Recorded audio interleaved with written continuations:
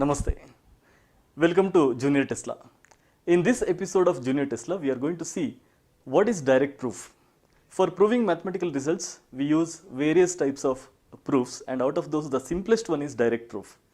What do we do here? We may be knowing some known results, very established results, right? We take those results and we write some logical statements, and we finally come to a conclusion which will be proving some new result. That is what direct proof all about.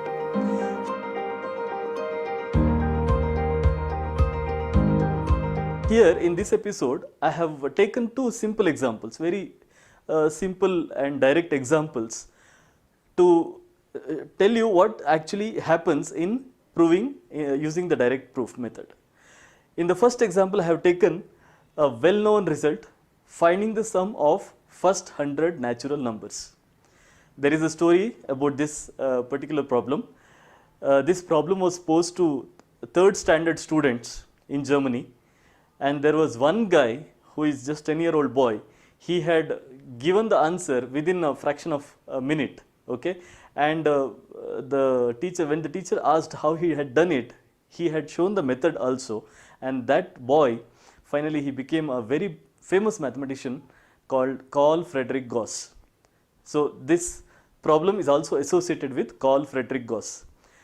Finding the sum of first 100 natural numbers, that is 1 plus 2 plus 3 etc. up to 100. What is the sum? Without using calculator or computer or smartphone, you should tell the answer.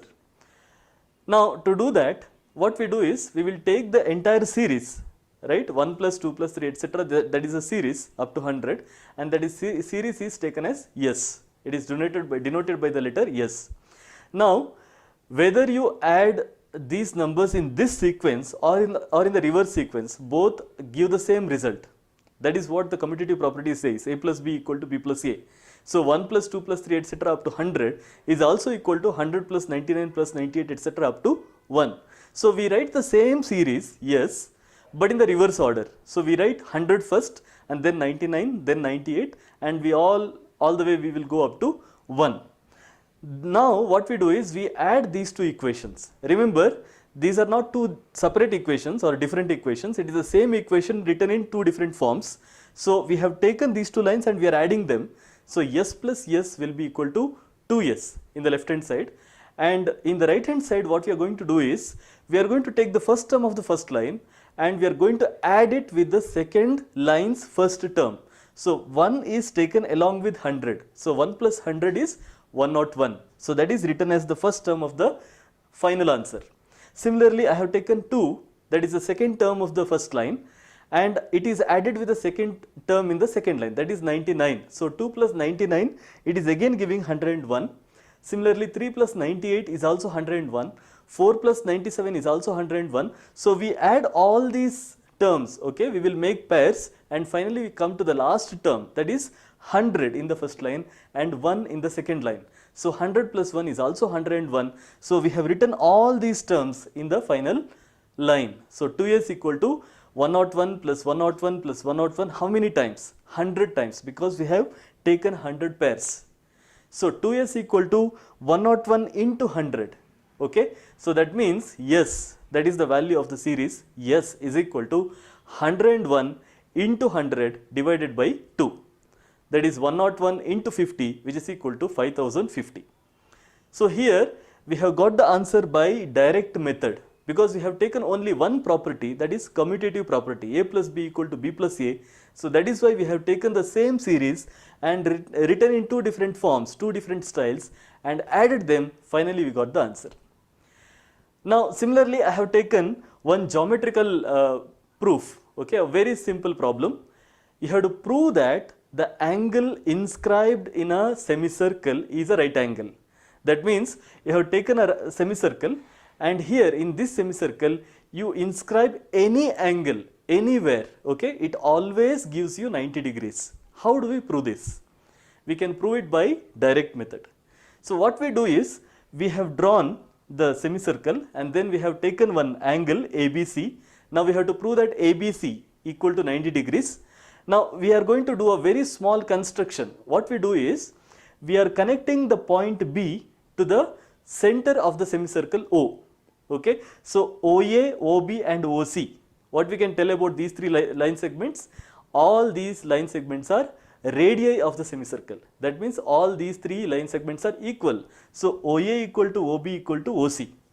Okay, now we are going to make use of another property of triangles. If you have two sides equal in a triangle, then the opposite angles also will be equal.